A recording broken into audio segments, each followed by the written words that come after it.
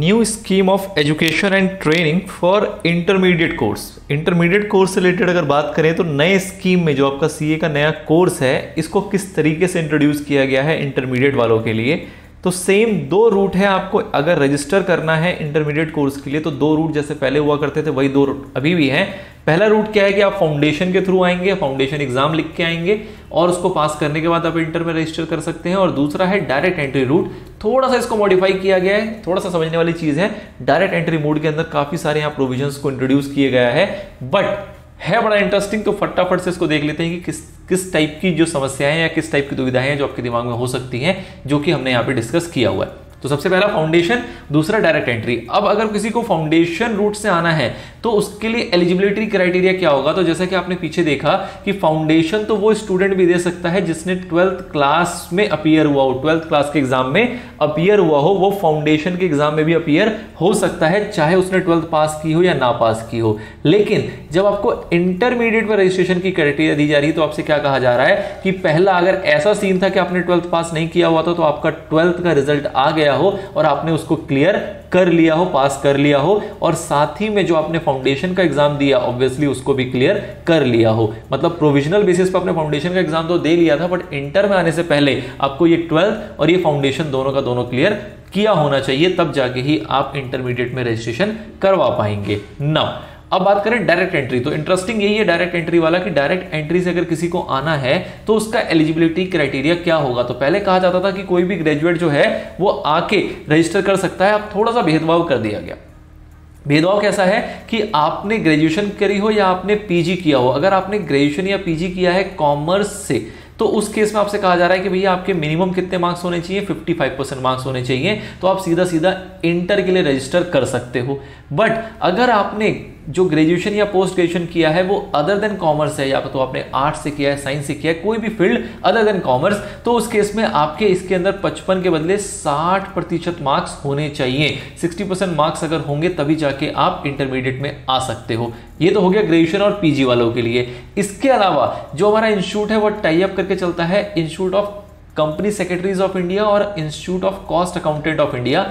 तो इन दोनों के साथ क्या है कि अगर किसी ने इन दोनों इंस्टीट्यूट के मतलब कि सीएस का अगर उसने इंटर क्लियर किया हुआ है, इंटरमीडिएट लेवल क्लियर किया हुआ है जिसको कि आप एग्जीक्यूटिव कहते हो, या फिर कॉस्ट अकाउंटेंट का अगर उसने इंटर लेवल क्लियर किया हुआ है, तो वैसा व्यक्ति, वैसा स्टूडेंट सीधा सीधा यहाँ पे इंटर में एडमिशन ले सकता है, रजिस्ट्रेशन करा सकता है। तो मतलब 4 कैटेगरी हो गई, ग्रेजुएशन पोस्ट ग्रेजुएशन के अंदर 2 लोग, एक कॉमर्स वाले, एक अदर देन कॉमर्स। कॉमर्स में होगा 55%, अदर देन कॉमर्स होगा तो 60% चाहिए। इसके अलावा अगर किसी ने ICSI का इंटर क्लियर किया हुआ है, मतलब जिसे एग्जीक्यूटिव बोलते हो आप, या फिर कॉस्ट अकाउंटेंट का अगर किसी ने इंटर क्लियर किया हुआ है तो वो डायरेक्ट एंट्री ले सकता है। ये सारे के सारे डायरेक्ट रूट्स हैं जो कि इस स्कीम के अंदर दिए गए आपको। ठीक है सर।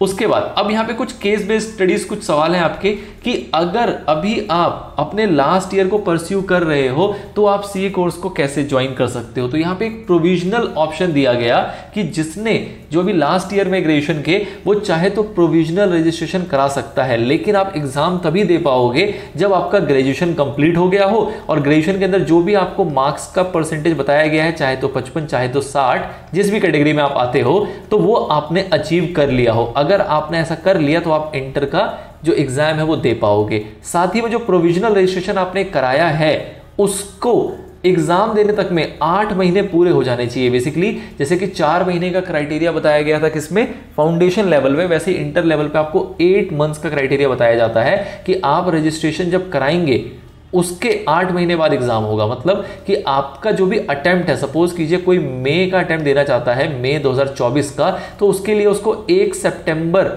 या उससे पहले रजिस्ट्रेशन कराना पड़ेगा। इसके बीच में 8 महीने का क्लियर गैप होना चाहिए। 8 मंथ्स का गैप आपके स्टडी के लिए यहाँ पे अनिवार्य है। ठीक है। तो कोई प्रोविजनल रजिस्ट्रेशन है तो करा सकता है, बट जब रिजल्ट आएगा तो आपका ये क्राइटेरिया पूरा होना चाहिए और आपकी रजिस्ट्रेशन से एग्जाम के बीच में 8 मंथ्स का गैप भी पूरा होना चाहिए, तो आप इस वाले अटेम्प्ट में बैठ सकते हो, एग्जाम दे सकते हो। ठीक है सर। नाउ अगर ऐसा हो गया कि किसी का ग्रेजुएशन में ये मार्क्स नहीं आए तो उस केस में क्या होगा, उस केस में आपके पैसे मोटे तौर पे डूब गए, आप एग्जाम नहीं दे सकते हो। आप क्या कर सकते हो, तो आप पीजी के लिए अप्लाई कर सकते हो, पोस्ट ग्रेजुएशन कर सकते हो। सेम क्राइटेरिया वहां पे भी होगा कि अगर आपने ये परसेंटेज अचीव कर ली तो आप एग्जाम दे पाओगे, अगर नहीं करें तो आप नहीं दे पाओगे और बीच में 8 मंथ्स का गैप आपका होना चाहिए। ठीक है। तो नेक्स्ट सवाल है आपका कि किसी ने रजिस्ट्रेशन कराया प्रोविजनली और ग्रेजुएशन का जो रिजल्ट है वो अवेटेड है आपका, तो कब वो इंटरमीडिएट का एग्जाम दे पाएगा? तो सेम क्राइटेरिया, आपका एग्जाम का रिजल्ट आ जाए ग्रेजुएशन का, उसके अंदर आपकी जो मिनिमम मार्क्स की क्राइटेरिया बताई गई है वो पूरी हो जाए, और जो आपने प्रोविजनल रजिस्ट्रेशन कराया था उस दिन से जो आपका अटेम्प्ट है, जब आपको एग्जाम देना है, उसके बीच में क्लियर 8 मंथ्स का गैप अगर है तो आप वो वाला एग्जाम दे पाएंगे, अदरवाइज आप उसके और अगले वाले के लिए आपको वेट करना पड़ेगा। ठीक है sir. Now I have secured requisite marks in graduation and I am pursuing post graduation, how can I join CA course? इनके पास जो है वो मार्क्स है यहाँ पे ग्रेजुएशन के अंदर इनके पास जितनी मार्क्स की रिक्वायरमेंट है वो इन्होंने सिक्योर किया हुआ है, तो इनको क्या करना है, ये सीधा जाके डायरेक्ट एंट्री बेस पे रजिस्ट्रेशन करा सकते हैं, और इंटरमीडिएट में आप जो इंटरमीडिएट का एग्जाम होगा उसमें आप अपीयर हो सकते हो। बस शर्त वही है कि जो आपने रजिस्ट्रेशन कराया है और जो आप एग्जाम में देना चाहते हो उसके बीच में 8 मंथ्स का आपका स्टडी पीरियड होना चाहिए। Now I have not secured requisite marks in graduation, अब इनके मार्क्स जो है ग्रेजुएशन में नहीं है लेकिन ये पीजी कर रहे हैं, आई एम परसुइंग फॉर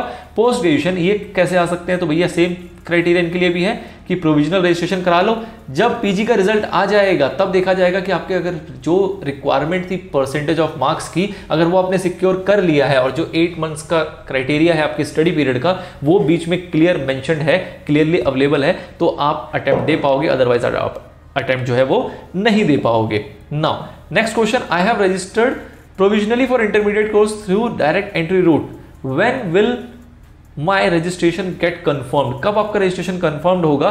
तो जब आपके मार्क्स आ जाएंगे। मतलब क्या हुआ कि आपने प्रोविजनल रजिस्ट्रेशन तो कराया था लेकिन उसके बाद आपने जहां से भी आप ग्रेजुएशन या पोस्ट ग्रेजुएशन कर रहे थे वहां से आपके रिजल्ट को अनाउंस कर दिया गया। 2 तरीके हैं यहाँ पे, या तो आप ग्रेजुएशन के थ्रू हो गए या तो आप पीजी के थ्रू हो गए। अगर आप ग्रेजुएशन के थ्रू थे तो ग्रेजुएशन का आपका रिजल्ट आया, उस रिजल्ट को आप सबमिट करोगे, अपने मार्कशीट को आप सबमिट करोगे, और मार्कशीट में अगर आपके जो परसेंटेज की रिक्वायरमेंट है उतने मार्क्स अगर आपके होंगे तो आपका जो रजिस्ट्रेशन है वो कंफर्म माना जाएगा। सेम पीजी के अंदर जो आपके मार्क्स है उसको आप सबमिट करोगे और जो भी परसेंटेज की रिक्वायरमेंट है वो अगर फुलफिल होती है तो आपका रजिस्ट्रेशन कंफर्म हो जाएगा। ये सबमिट करने का टाइमलाइन क्या है कि आपका जो मार्कशीट आ गई है उसके 6 महीने के अंदर आपको सबमिट कर देना है। मतलब रिजल्ट आपका डिक्लेयर हुआ उसके 6 महीने के अंदर आपको अपनी मार्कशीट जो है वो अपलोड कर देनी है, सबमिट कर देनी है, ताकि जो आपका प्रोविजनल रजिस्ट्रेशन है वो आपका कंफर्म हो जाए। ठीक है।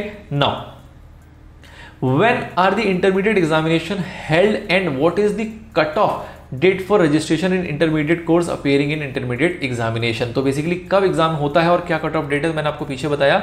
एग्जाम इसके साल में 2 बार होते हैं, एक होता है मई में और एक होता है नवंबर में। एक होता है मई में और एक होता है नवंबर में। मई अटेम्प्ट के लिए अगर आपको एग्जाम के लिए रजिस्टर करना है तो उस केस में आपको सितंबर से पहले करना पड़ेगा। सितंबर बोले तो पिछले साल का सितंबर। अगर किसी को मई 24 में एग्जाम देना है, मई 24 का अटेम्प्ट में अपीयर होना है तो उसको 1 सितंबर 2023 से पहले रजिस्टर करना पड़ेगा। और वैसे ही अगर किसी को नवंबर 24 में रजिस्टर अपीयर होना है तो उस केस में उसको 1 मार्च 2024 से पहले रजिस्टर करना पड़ेगा। मतलब कुल मिला के इसके बीच में 8 मंथ्स का क्लियर गैप होना चाहिए, 8 मंथ्स का आपका स्टडी पीरियड होना चाहिए, तो आप एग्जाम में अपीयर हो सकते हैं। ठीक है। तो these are the few basics, few frequently asked questions जो कि था आपके इंटरमीडिएट के ऊपर बेस्ड।